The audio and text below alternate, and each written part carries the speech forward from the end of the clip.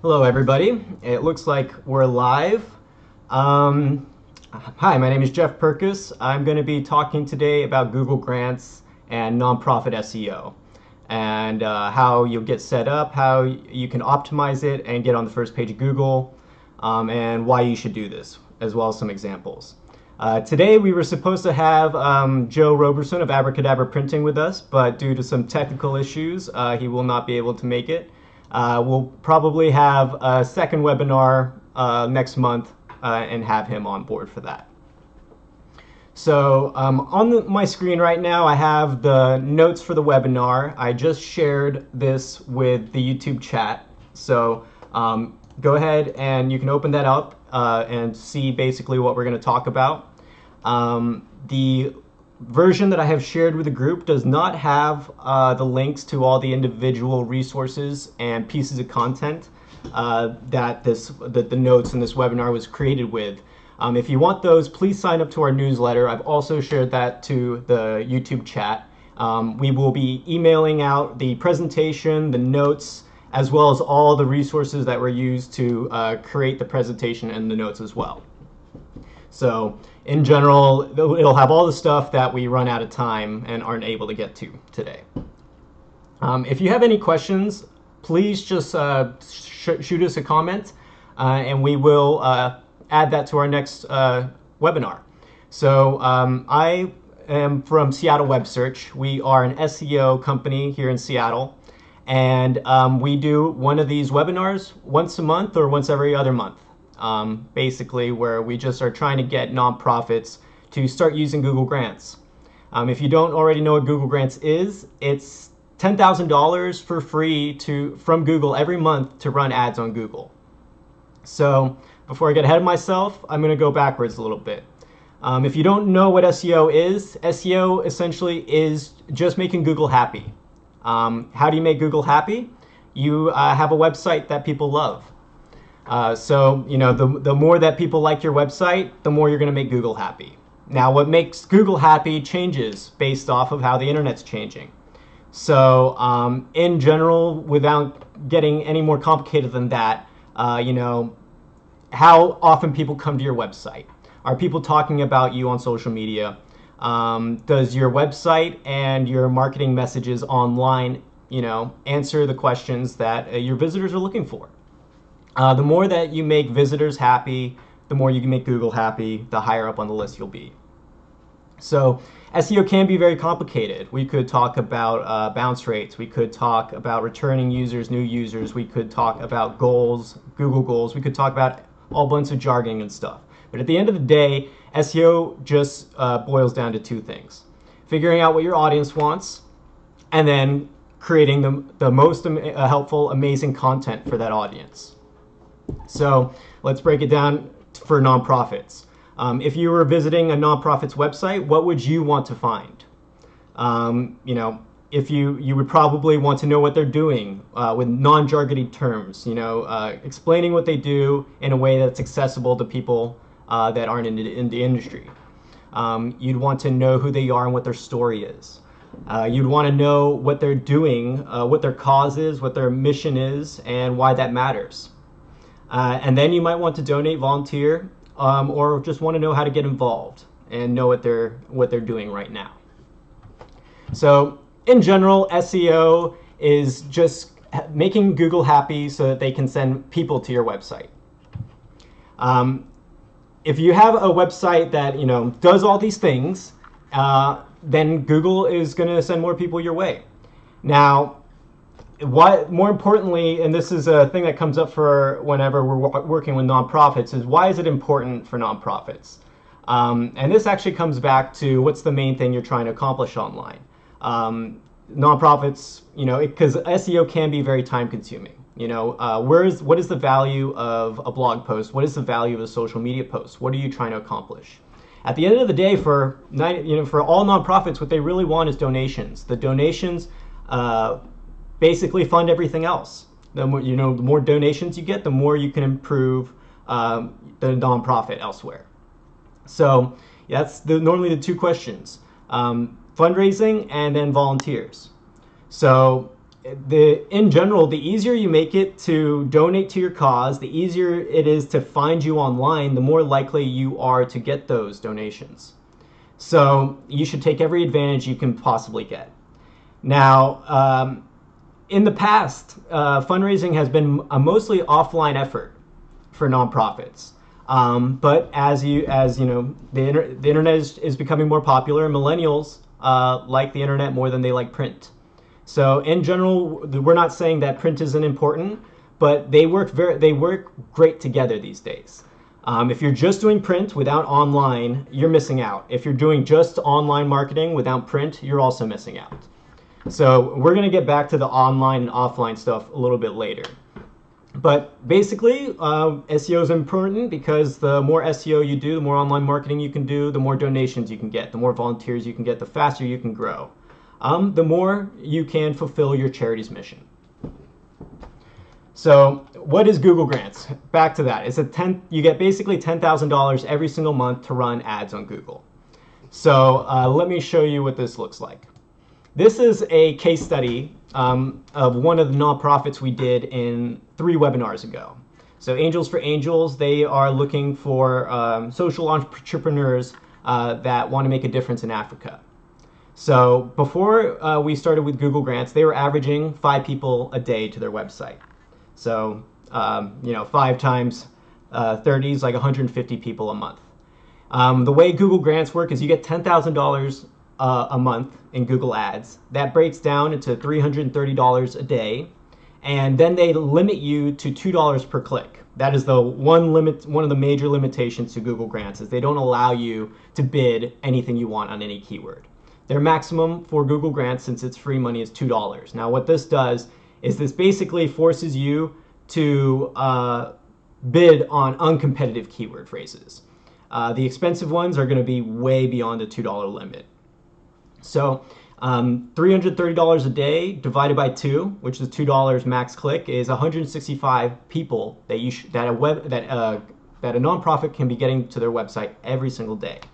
So this is a graph from the Google Analytics that was showing their traffic before and showing their traffic after. They had a 440% increase in traffic. So they went from averaging about 5 people a day to their website to averaging 170 people a day to their website. So that's 165 extra opportunities for donations and volunteers every single day for free. So Google Grants is a no-brainer for nonprofits. It's free money for marketing. You could either spend your time blogging all day, doing social media all day, or spend 2 hours signing up for Google Grants, setting up Google AdWords, and get results immediately with no extra effort from that point on. Now, back to the concept of synergy.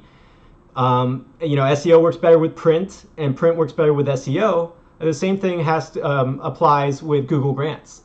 You can do just pay-per-click and do pretty well from that, but you will get even better results if you also do some organic SEO. And again, the difference between organic and pay-per-click: organic you get for free, and for free we just means you don't pay for it. You still have to usually spend time and energy creating content, doing organic marketing strategies. So normally, instead of spending money, you're spending time.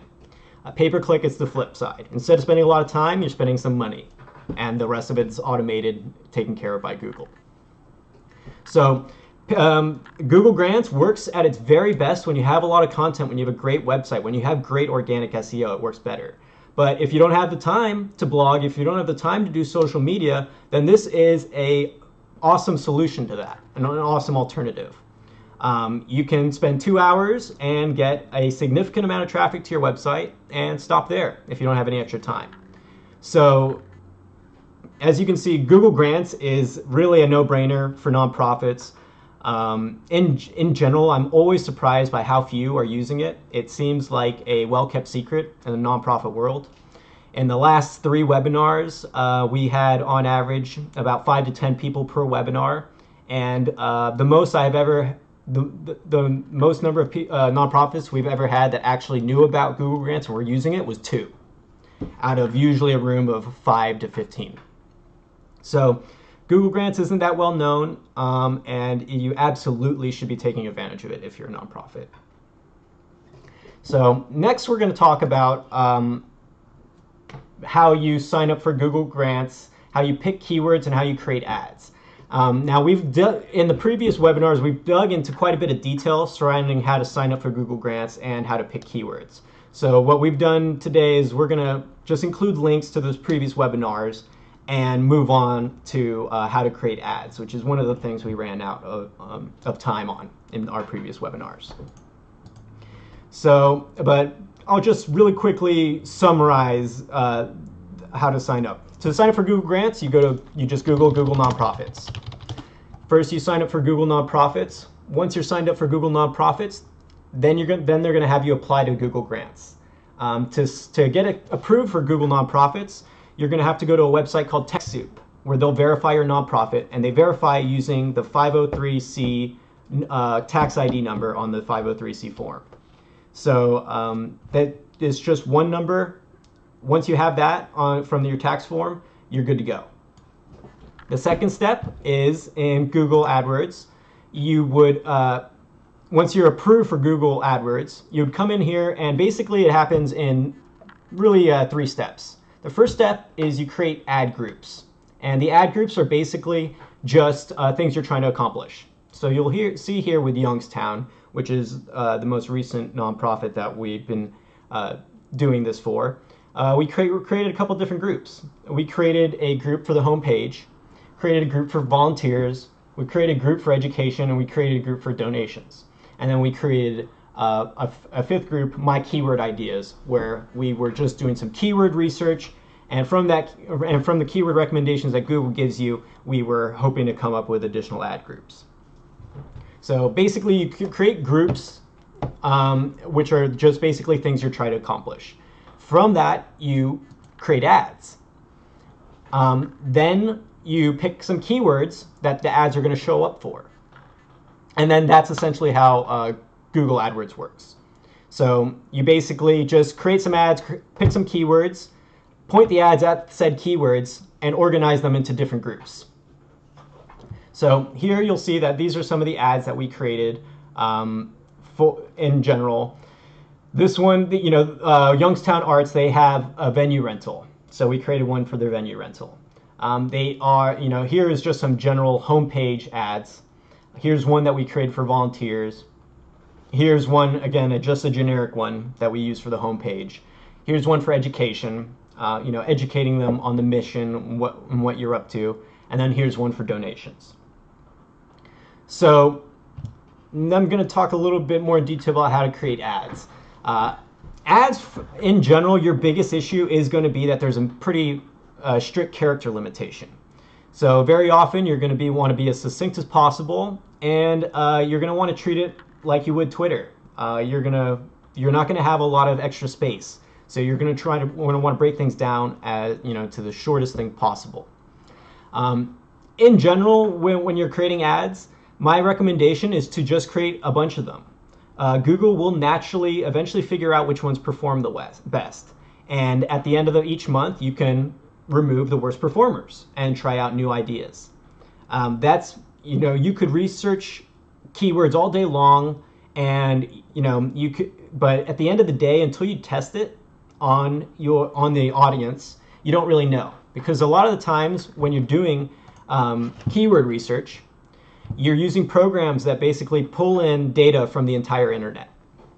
So usually what you're seeing is the amount of monthly searches for the entire internet, and the amount of competition for the whole internet.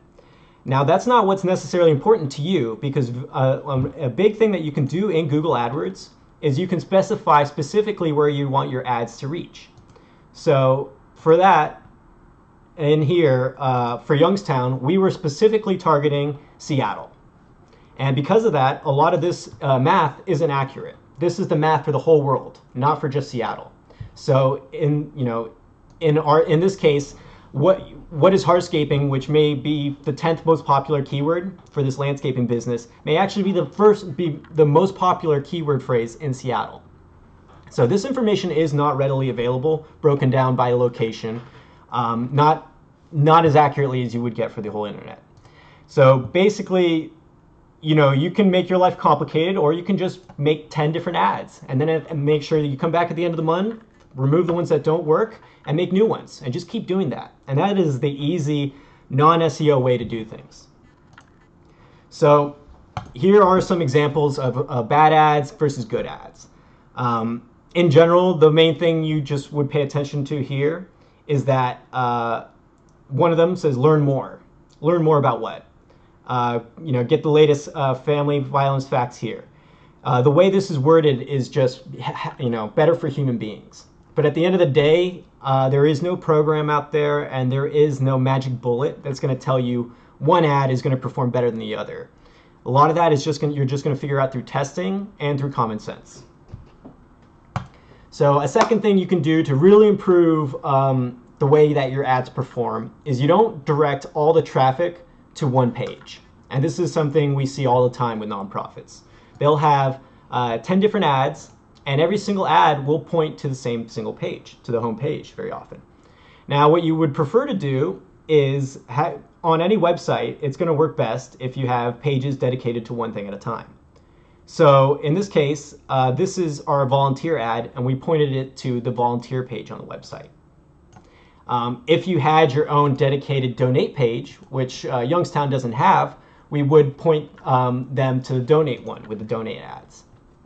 So in general, this makes Google happy, and this is a common thing in SEO. The better you organize your efforts, the easier it is going to be for Google to send the right people to the right place. If you have one page that talks about 10 different things, and someone Googles one of those 10 different things, when Google comes across your website, it's like, well, this page talks about the one thing that this person's looking for, but it also talks about 10 other things. Now, when Google goes to another website that talks about just that one thing that one person was looking for on that one page, they're going to put that page, they're going to send people to that page first, because when it came across your website, came across the page in your website, it was confused as to what it was about. So a general thing in SEO is the better you organize your efforts and the better you organize your messages, the easier it is for Google to send the right people to the right place. So back to the notes. I've been going to spend a little bit more time on how to create ads today, but I do want to show how the keywords work in Google Grants, because you'll see that very often the hardest part about doing Google Grants really is just figuring out the ads, because that is something that Google doesn't help you with as much as they do with keywords. So right now I'm back in Google AdWords. I'm going to pick an ad group. In this case, I'm going to pick donation. Within donation, I'm going to add some keywords. Now, when you press the Add Keywords button, Google is automatically going to show you all these other keywords that are related. So you'll see that, in general, if you can just pick 2 or 3 keywords from your website, and you can start with, education, donations, and volunteers, because that is something almost all nonprofits want to accomplish. From there, Google is just going to keep making recommendations, and you can just keep adding any of the recommendations that it has to your strategies. So in general, you don't need to do keyword research yourself. This is something that Google takes care of for you. But when it comes to creating ads, they don't have an automated tool for that. So something I wanted to show everybody today, and we've talked about it, this was the one thing I was able to show people in our previous webinars related to creating ads, is a tool called Spyfu. So Spyfu is just one of those SEO tools that you can basically research your competition with. So for this example, I just started Googling volunteer for a nonprofit. So go ahead and Google whatever you want to show up for your nonprofit. Now, from here, you can look at the ads. I think I have an ad blocker on. So if you have an ad blocker on, make sure you turn it off. Otherwise, it won't work. So when you Google, you're going to have some ads pop up. Now, you can take any one of these people that show up in the Google results, and run them through Spyfu. In this case, the person at the top of the list was this volunteermatch.org. So we took volunteermatch.org and we ran it through Spyfu. Now it's going to tell you how much they're spending on ads a month and what ads they're using. So this is very often one of the easiest ways to really come up with your first round of ads. You know, you can basically Google whatever you wanted to show up for and open up any of the ads that you see. Then you can take those websites and run them through Spyfu and see some of the example ads that they're doing. So here is volunteermatch.com, and you'll see volunteer in St. Louis. So if you're a nonprofit in Seattle, repurpose this to volunteer in Seattle. We'll help you find an opportunity to volunteer for our nonprofit, to help kids with cancer, to stop hunger, in the United States or in Washington. So this is a very easy way to look at the ads, to look at any ads and all the ads that those people would be running through Google. This is probably the best tool for at least backwards engineering how ads are used on the internet.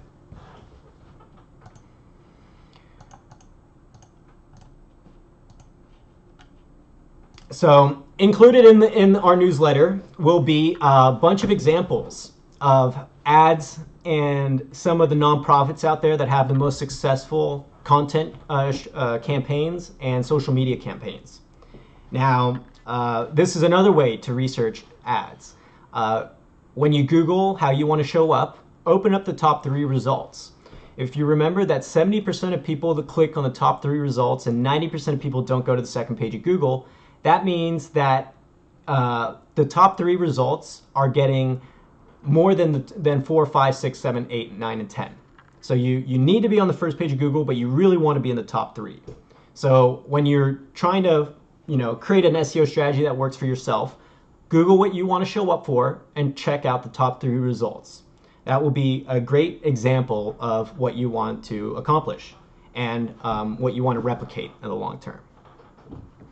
So I'm just going to open up one of these examples real quick.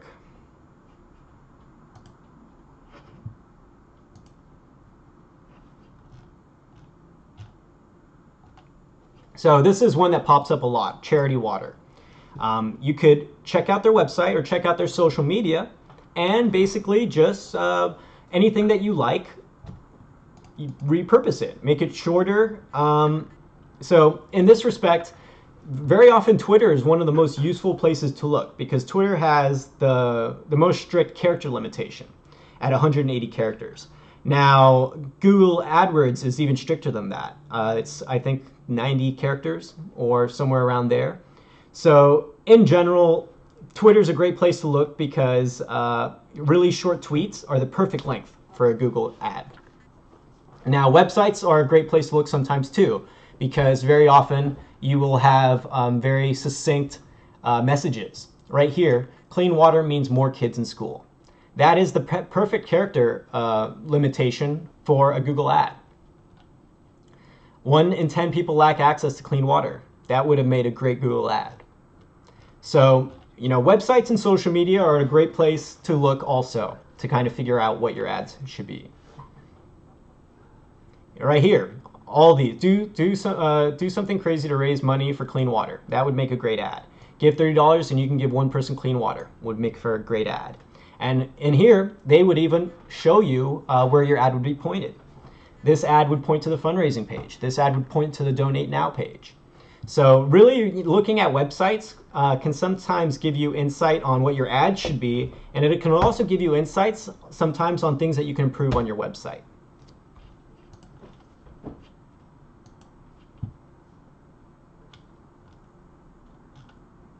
Okay, so now we're going to talk a little bit about online and offline. So the main purpose of today's webinar was really to nail home how valuable Google Grants is. If you could imagine getting $10,000 to do marketing for a for-profit business, 100% of for-profit businesses would take advantage of this.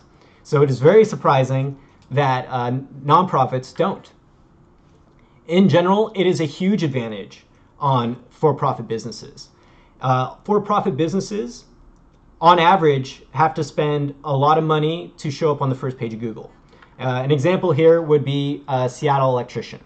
The average cost for a click for a Seattle electrician is $14 to $20 for one person to your website.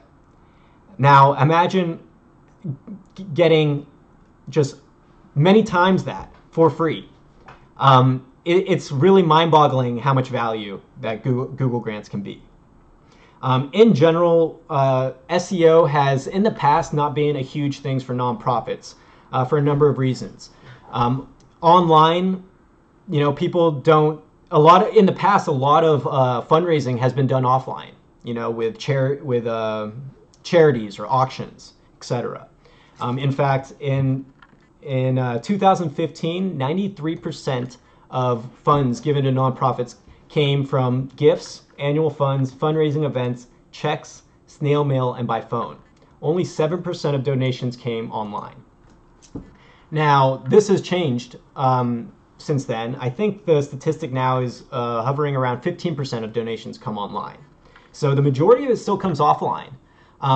But what this tells you also is that now is the best time to get started on your SEO.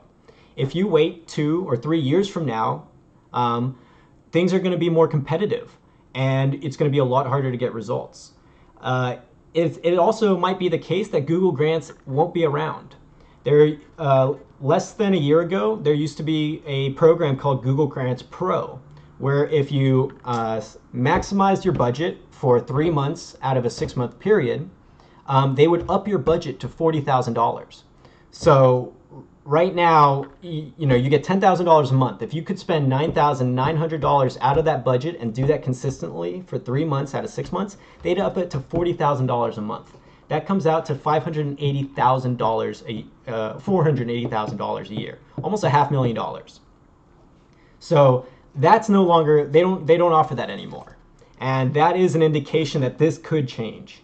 Right now, they're offering Google Grants because it's a tax write-off. But let's say laws are changed where that's no longer an option for them. It is very likely that they'll stop giving things away for free. Right now it is there's a financial incentive to them, as well as by providing Google Grants to nonprofits for free, they make their program more visible for-profit businesses. But all you need to know is that right now the majority of funds are accumulated offline, but that is changing. 5 years, 10 years from now, it will be the flip side, where 90% of funds are given online and 10% are given offline. So right now, your strategy should be focused on the offline, just because that's what people are used to. But you should also be reinforcing that strategy online. And also keep in mind that if 93% of funds are done offline and only 7% are done online, then that probably reflects also in the competition. There's probably a significantly higher amount of competition when it comes to offline events compared to getting donations online. So in general, all you need to know is that offline is still as important as ever. But you should also have an online strategy that supports whatever's working offline. So some of the trends that we're seeing when it comes to online marketing is social media and mobile devices are getting more popular. Because of that, that is reflective in how you should do your online marketing as well. Interestingly enough, ads on mobile are a new thing in Google AdWords, and so there's a little bit of extra stuff that you have to do around that, and we can get to that at a later webinar. So something that I think that is interesting is athletic events are still one of the most popular events for fundraising. These 5Ks, half marathons, and other get significantly more fundraising than many of the other things that nonprofits do. So in general, online is the future. It's also not competitive right now, so take advantage of that while you can. And Google Grants is the perfect opportunity for that. So next we're going to talk about some of the issues that people have when they do making ads. And some of the issues here is that they don't have a lot of content. So in the newsletter, we will be sending out a lot of our favorite pieces of content that we found throughout the internet. And a lot of these will help you to really figure out basically how to make ads. And if you don't have great content on your website, how to improve that content, and from those optimizations, then create ads to support that. So this is one of my favorite articles from the ones that we were reading. Converting donors is less about persuasion and more about relationship building, much like dating. You wouldn't whip out an engagement ring or ask someone to move in on the first date. This is a mistake that nonprofits make all the time. They will have on the front page of Google, or on the front page of their website, they'll have a big donate button. And how often do people come to your homepage and they love it so much that they just instantly donate? Very often, you don't want to sell too early, and this is very much an issue that people have with Google Grants as well. 100% of their ads will be related to donations, and if you think about it, if someone goes to Google and searches for something, they see an ad to donate to a nonprofit. Is that really going to be effective? It most likely isn't. In fact, that's the kind of ad that turns people off. Now, if they were to open up with, would you like to save a starving child, or do you want to support dogs that have been abused? By engaging with them that way, you can basically grab their attention and get them and educate them on what you do and how you do it. And then once you've done that, then you can ask for money. Asking for money before you've done that just doesn't work. And this is in general a major issue in all SEO. It's a lot easier to get traffic than it is to make money from that traffic. So the more that you consider, what you're trying to accomplish beforehand, the more that you won't be figuring that out after you've gotten a good amount of traffic to your website. So here are some must-haves for successful fundraisers. You need a story that comes from the heart and inspires compassion. You need to keep your content as visual as possible. Now this goes back to being mobile friendly.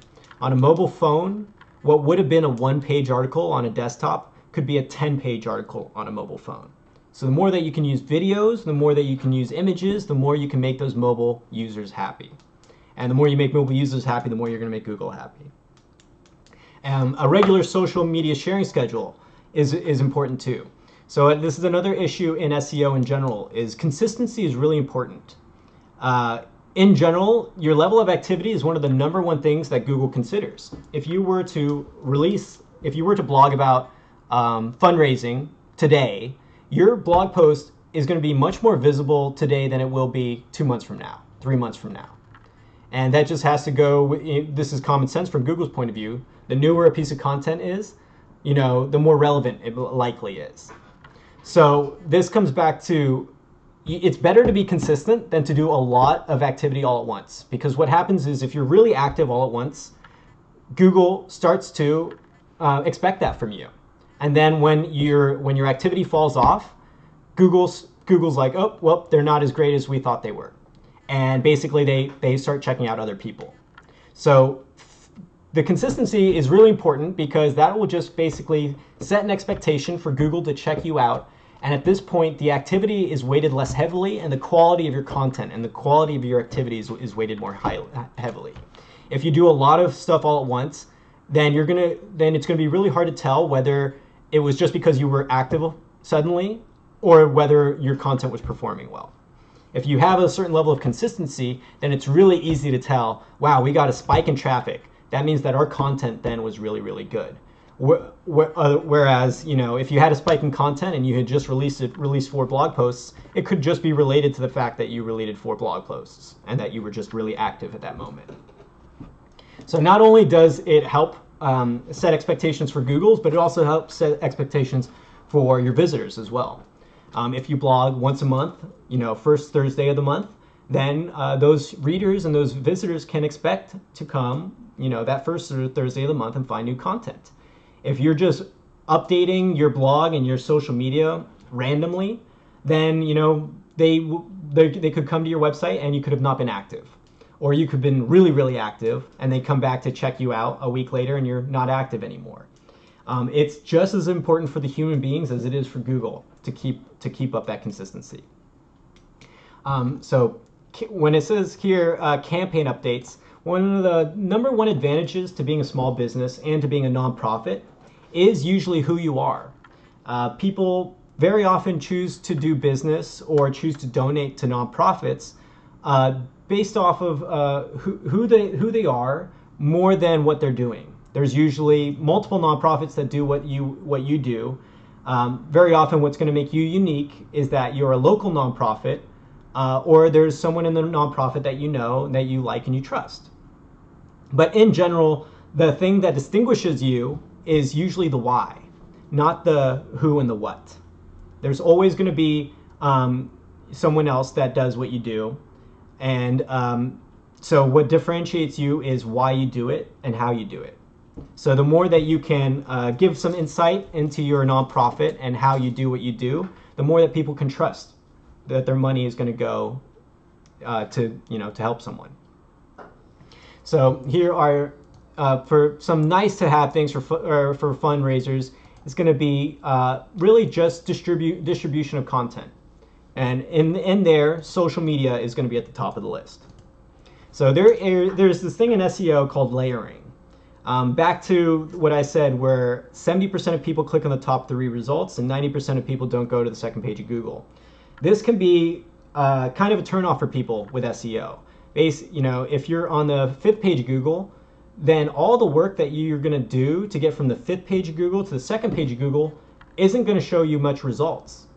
So 90% of your efforts, you don't see results. You only start to see results when you cut into the top 5%. Now, this is not entirely the case because of layering. Now, one type of layering that a lot of people understand is GPS layering. If someone is to Google what you do and they live right next door, you are much more likely to show up for them than someone in a different state or on the wrong side of town. That's called GPS layering. Now, there are many other forms of layering in Google, but the most important one to pay attention to is social layering. Social layering is where if someone has liked your Facebook page and then they Google what you do, you're going to show up much higher up on the list for that one person that's liked your page. And that social layering goes a couple levels deep. And the specific person that Googles what your nonprofit does doesn't have to have liked your Facebook page. A friend of theirs could have liked your Facebook page, or a friend of a friend could have liked your Facebook page. And that will still affect your results in a positive way. Now, granted, if the person likes your page, you're going to get a lot more SEO than if their friend liked it or if their friend of friend liked it. But in general, what this means is that you can be on the 2nd or 3rd page of Google, and then things like GPS layering and social layering can kick in to put you on the 1st page of Google. And this is great for a number of reasons. First, coming back to the idea that it's a turnoff for anyone doing SEO, that you're not going to see results until you get into the last 5 to 10% of your efforts. That's no longer the case. It's more like you'll start to see results at the 50% mark. And then in general, social media really uses your word of mouth. So it's a very important tool for events. And you're going to see that in a lot of this material, that events are the #1 way that nonprofits do fundraising. So if you're not running an event for your nonprofit, you really should think about it, because that is how the majority of successful nonprofits get their funds. So here are this article really dug into a couple of misconceptions that people have, where the online donors are younger. They're millennials. They're people that like technology. Online donors have higher incomes. This is on average true. You need a computer to be online. So Normally, the online donors have higher incomes. Online donors are less loyal. If you think about it, this is one of the number one issues in SEO. People have horrendous attention spans. Going back to the people, 70% of people only click on the top 3 results, and 90% of people don't go to the second page of Google. All that tells you is that 90% of people are too lazy to go to load another page, and even of the people that are on the first page of Google, 70% or about 20% of people are too lazy to click on anything beyond the 4th result. This is a perfect example of people online. They have short attention spans because there's so many distractions. So you really have to have an effective message. You have to be able to cut through the noise. You need to know who you're targeting and just get as specific as possible. You really can't be general online. The more general you are, the more non-specific you are, the more that you just won't be able to cut through the noise and get your message in front of people. And then the final thing, where online donors are better than offline donors, that's not the case. In general, older people are more used to print campaigns than younger people. But then the flip issue is that young people and people online have bad attention spans. So you have to make more of an effort to communicate to them.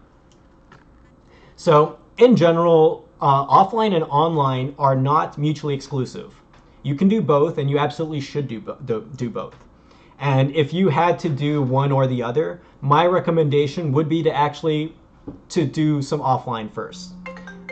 So, run an event, and then to support that event, sign up for Google Grants, because Google Grants is a very time-efficient way to do online marketing.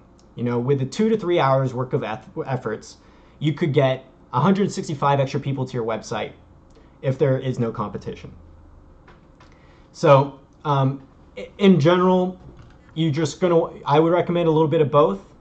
And then when you're creating ads, you just want to really organize yourself, get it specific. Ask these questions about your audience. Where are you trying to attract people? What age group are you trying to attract people? Do you want to cater mostly to men or women? And then break down those demographics even further. Education, workplace, financial status, do they own a home, etc., etc. What interests do they have?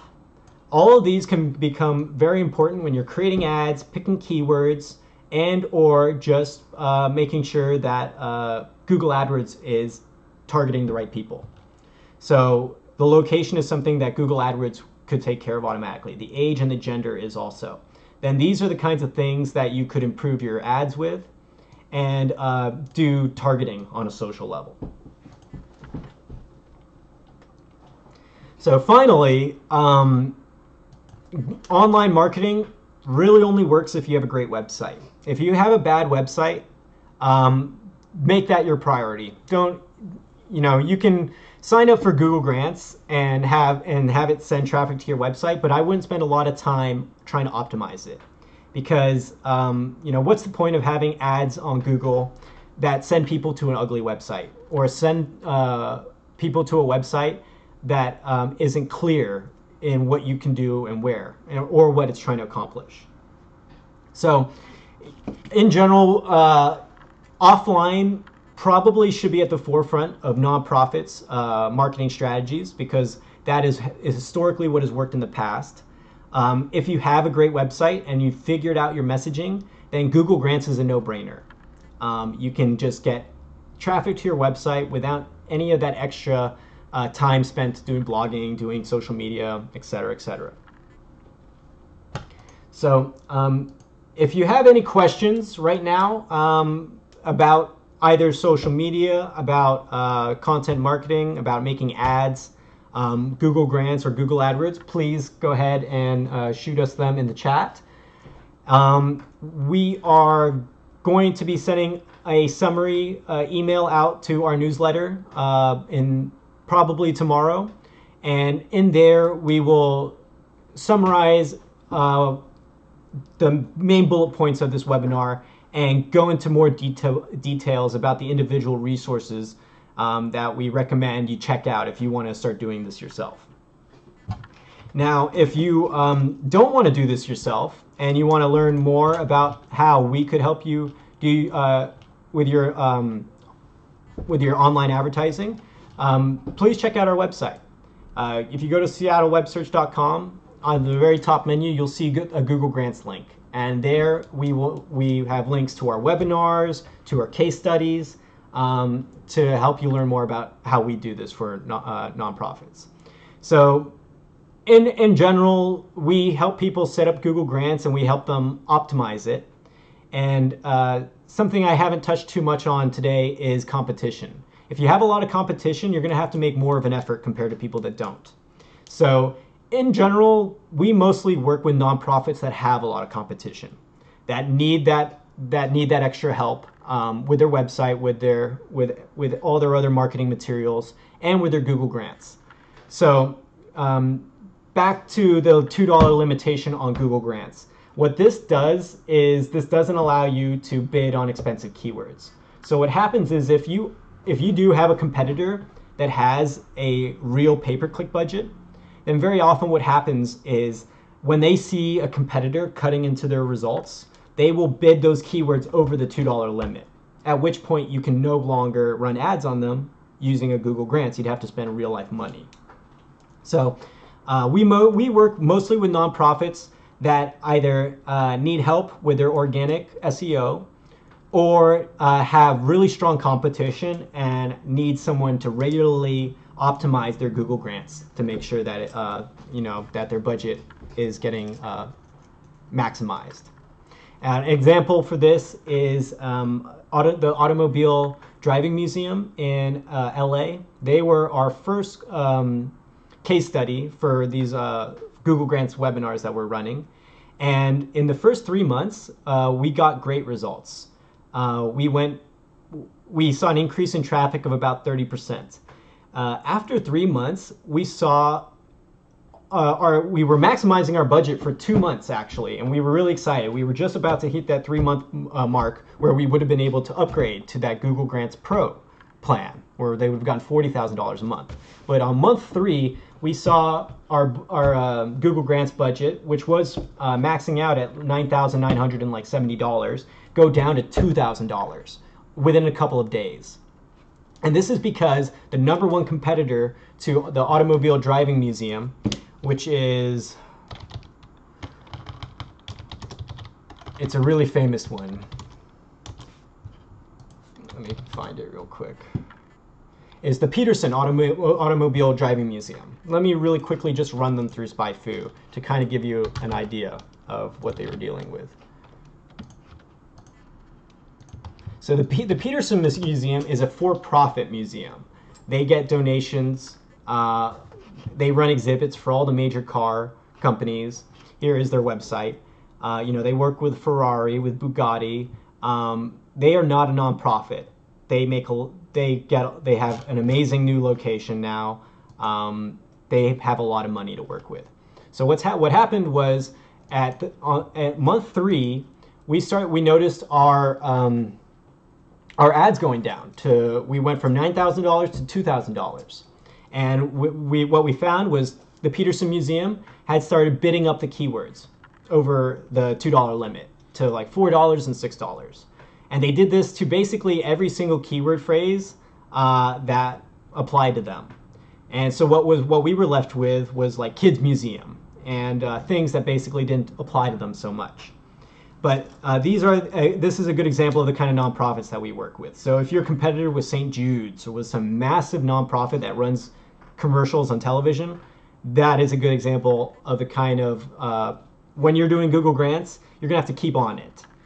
Because very often what happens is you have a whole nother world of competition that can use real dollars, and they take advantage of the limitations of Google Grants based on that. So what's interesting is now looking at the Peterson Museum, they went from spending, I think, about $4,000 a month to spending about $15,000 a month. And that's real life money. So now they're back to spending $2,000, 500. So what happened was, as soon as after a couple months of outbidding the competition, they went down to, to what they were doing beforehand. So, now would be a good opportunity for the Automobile Driving Museum to really ramp up their Google Grants again, and or to go back aiming after those keyword phrases that had probably dropped down again. So yeah, the more competition you have, the more you're gonna have to keep on it. But that is a case with all SEO. Okay, so I'm reading one of the comments here. What are some good examples on how to run ads to get volunteers? I could go into that for a long time. So if what we'll do instead is in our email newsletter, we are going to be actually including examples of nonprofits that have done SEO great in general, nonprofits that run really good pay-per-click campaigns. So you can basically run any of these people through Spyfu and see what works. We're also going to send out a list of nonprofits that have really good volunteer campaigns and donation campaigns, since those are the two main things that people are usually trying to accomplish.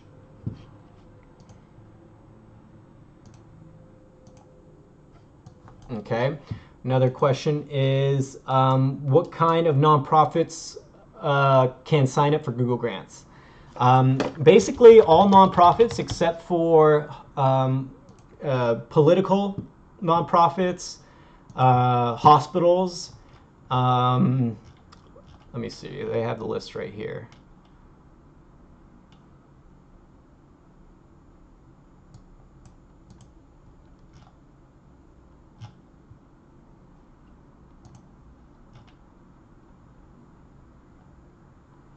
Okay, so yeah, so government entities, political nonprofits, hospitals, and healthcare organizations, those are the ones that are not eligible.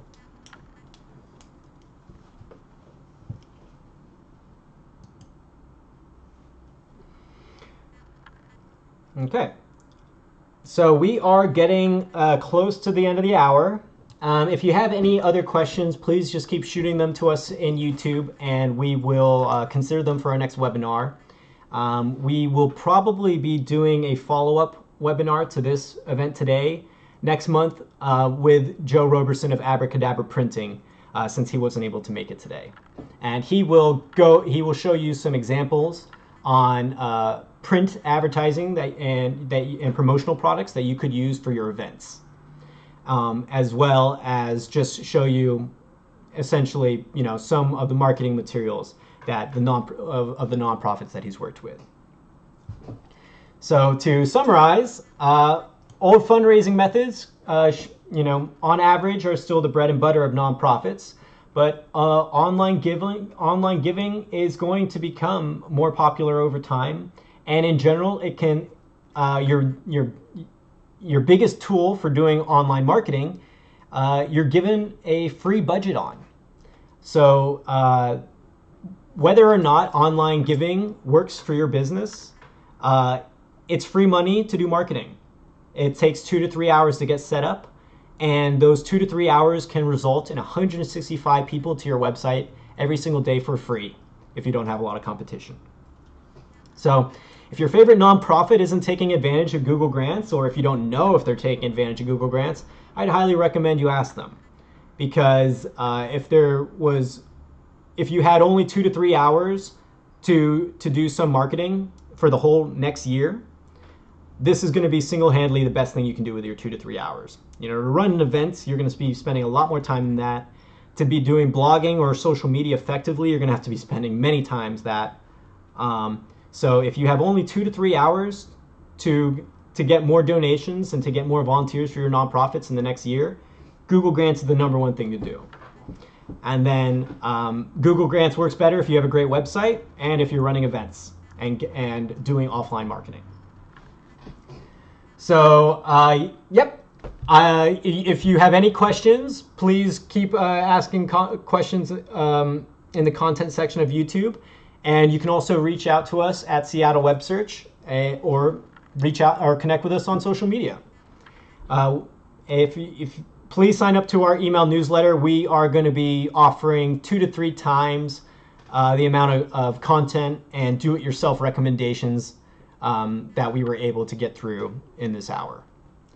So thank you for watching, and yeah, we look forward to seeing you at our next webinar next month.